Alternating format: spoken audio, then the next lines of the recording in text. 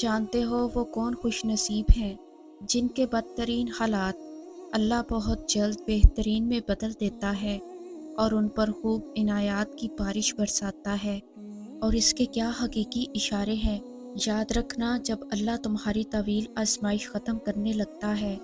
تو یہ 3 خاص علامات تمہیں ضرور ظاہر کرتا ہے جو شدید آزمائش میں تمہیں غیبی مدد ملنے کا وہاں سے اشارہ دیتی ہیں۔ میں جانتی ہوں یہ طویل آزمائش کی سختی تمہیں اندر سے توڑ رہی ہے اور تمہارا بے چین دل اللہ سے بار بار سوال کر رہا ہے کہ تو 70 ماؤں سے زیادہ محبت کرنے والا آخر میری آزمائش ختم کیوں نہیں کر رہا۔ میں ایسا کیا کروں کہ تیری رحمت کا بند دروازہ مجھ پر کھل جائے۔ تو سنو، تمہارا رب خود تم سے مخاطب ہے کہ کوئی مصیبت بھی ایسی نہیں جو زمین میں یا تمہارے اپنے نفس پر نازل ہوتی ہو اور ہم نے اسے پیدا کرنے سے پہلے ایک کتاب میں لکھ نہ رکھا ہو۔ یہ کرنا اللہ کے لیے بہت آسان ہے تاکہ جو کچھ بھی تمہیں نقصان ہوا ہو اس پر تم دل شکستہ نہ ہو، اور جو کچھ بھی اللہ تمہیں عطا فرمائے اس پر تم بھول نہ جاؤ۔ دیکھو، آج اگر تم کسی تکلیف میں ہو اور کسی طور تمہاری آزمائش ختم نہیں ہو رہی تو تم اپنی آزمائش میں خود کو کمزور اور مضطرب ہرگز نہ کرو۔ اگر تم یہ محسوس کرتے ہو کہ تمہاری طویل آزمائش ختم نہیں ہوگی تو جان لو ہر آزمائش کے پیچھے اللہ نے اتنے بڑے صلے لکھ رکھے ہوتے ہیں کہ اگر تم اس بات کا ذرا سا بھی اندازہ ہو جائے تو تم کبھی شکوہ لب پر نہ لاؤ۔ اور جانتے ہو وہ کون سی خاص علامات ہیں جو تمہاری طویل آزمائش کو ختم کر کے سکون اور راحت کے حیرت انگیز ثمرات کا باعث بنتی ہیں؟ جس کی پہلی علامت تو یہ ہے کہ جب تم محسوس کرنے لگو کہ تمہاری فکر کی گاڑی اس بات پر اٹک گئی ہے کہ تمہاری فلاح اور نجات کس چیز میں ہے اور نقصان اور ہلاکت کس میں ہے، اور یہی سوال تمہیں قرآن تک لے جائے، تو سمجھ لو تم ہی وہ خوش نصیب ہو کہ جس کی چٹان جیسی آزمائش عنقریب ریزہ ریزہ ہونے والی ہے۔ یاد رکھو، قرآن غم کی راتوں میں امید بھرا چراغ ہے اور مایوسی میں تسلی بھرا دلاسا۔ اللہ تعالیٰ قرآن میں خود فرماتا ہے، کیا وہی نہ جانے گا جس نے تمہیں پیدا کیا، حالانکہ وہ باریک بین اور دانا ہے، اور بے شک جو میں دیکھتا ہوں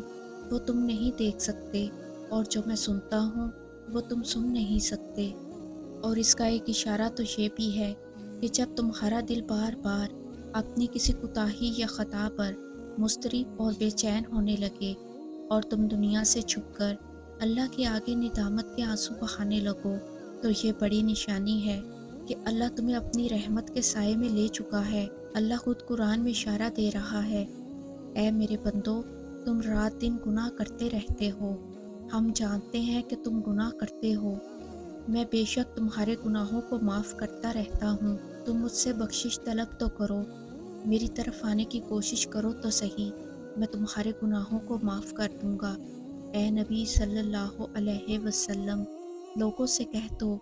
کہ اگر تم اللہ کو دوست رکھتے ہو تو میری پیروی کرو،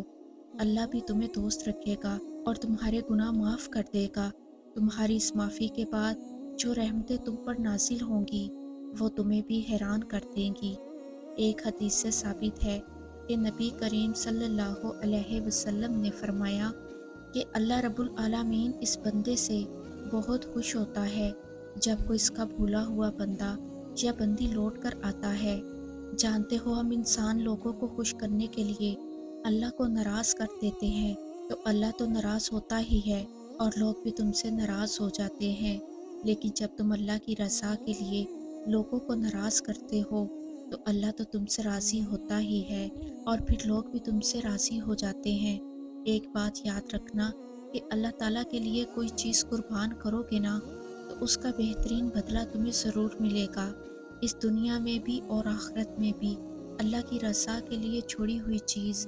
دگنی اور بہترین عطا کی جاتی ہے۔ آزمائش ختم ہونے کی خاص علامت یہ بھی ہے کہ جب تم محسوس کرنے لگو کہ آزمائش کے سفر میں کہ صبر اور شکر تمہارے ہم سفر ہیں اور تمہارا دل اپنی مصیبتوں کو عطیہ خداوندی سمجھ کر اللہ کی محبت سے جڑنے لگا ہے، تو سمجھ لو کہ عنقریب تمہاری طویل آزمائش ختم ہو کر تمہاری زندگی کو پر نور کرنے والی ہے۔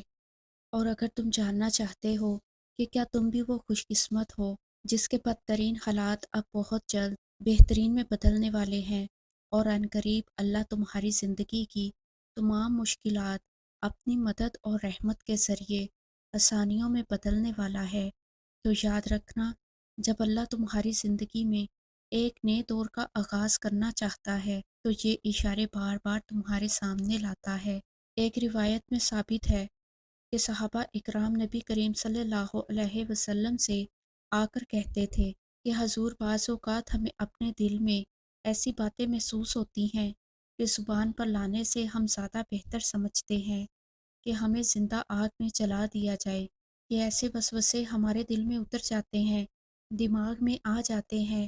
تو حضور کریم صلی اللہ علیہ وسلم نے فرمایا کہ کیا واقعی تم ایسا محسوس کرتے ہو کہ اس بات کو زبان پر لانے سے بہتر ہے کہ تمہیں زندہ جلا دیا جائے؟ انہوں نے کہا، جی حضور۔ تو آپ نے فرمایا کہ یہی تو ایمان ہے کہ شیطان وسوسہ اندازی کرے گا، لیکن تمہیں ہر دفعہ یہ احساس ہو جانا کہ یہ بات اتنی بری ہے کہ مجھے زندہ جلا دیا جائے، یہ نسبت اس کے کہ میں اس بات کو زبان پر لاؤں، تو یہ واضح ثبوت ہے کہ تمہارا ایمان موجود ہے۔ آپ نے انہیں بہترین وقت کی تسلی دی اور اطمینان دیا۔ یاد رکھو، تمہارا رب جس بندے کے ساتھ خیر کا ارادہ کرتا ہے اسے آزماتا ہے۔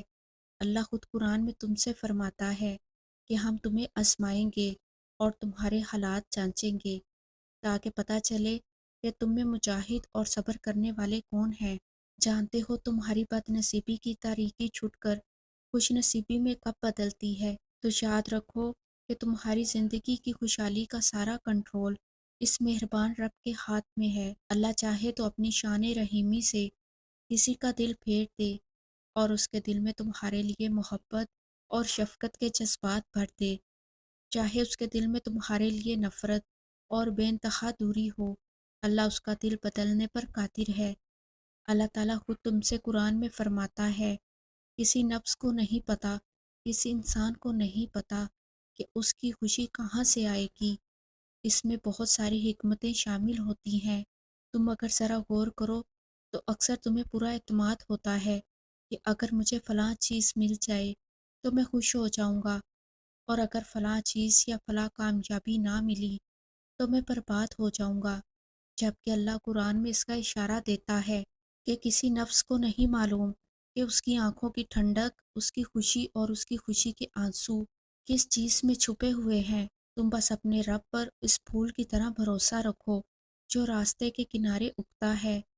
جسے نہ کسی نے بویا ہوتا ہے اور نہ ہی کوئی راہگیر اسے پانی دیتا ہے، لیکن اللہ تعالیٰ اس کا خیال رکھتا ہے اور ایک چھوٹے سے بیج کو ایک دن خوبصورت تناور درخت میں بدل دیتا ہے۔ بالکل اسی طرح اس خالق کے اختیار میں تمہاری خوشی ہے، اور وہ خوب جانتا ہے کہ یہ کب اور کہاں پھل پھول سکے گی۔ اللہ خود فرماتا ہے، اے نبی صلی اللہ علیہ وسلم، ان سے کہو کہ فضل و شرف اللہ ہی کے اختیار میں ہے، وہ جب چاہے عطا کرے، وہ وسیع و نظر ہے اور سب کچھ جانتا ہے، اور ممکن ہے کہ اللہ بہت جلد کامیابی دے یا اپنے پاس سے کوئی اور معاملہ لے آئے۔ اللہ قرآن میں خود فرماتا ہے، کہہ تو میرے ان بندوں سے جنہیں حالات ناممکن لگ رہے ہیں، میں ہر چیز پر قدرت رکھنے والا ہوں۔